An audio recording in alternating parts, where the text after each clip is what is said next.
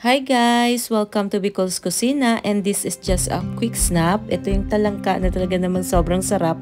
At ito naman po yung kanilang baked sushi na sarap din. And ito yung kanilang chicharon bulaklak, sobrang crispy. And the nachos at ang melt talaga niya, ang cheesy talaga. And the hototay soup.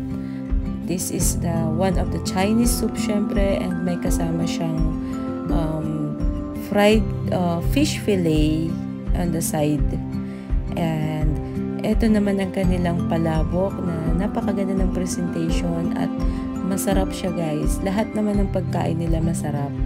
And ito naman yung aming in-order na pork grill with the Chinese ng mga vegetable. Ito naman yung sisig nila guys na may cheese, carrots, talagang ang sarap. Ito naman yung salmon na in-order ko. Ang dami rin ng serving nila. And yes, masarap siya guys.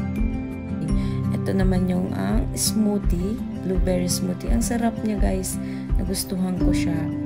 Also, the mais con yelo na may cube cheese sa ibabaw. And sarap niya guys.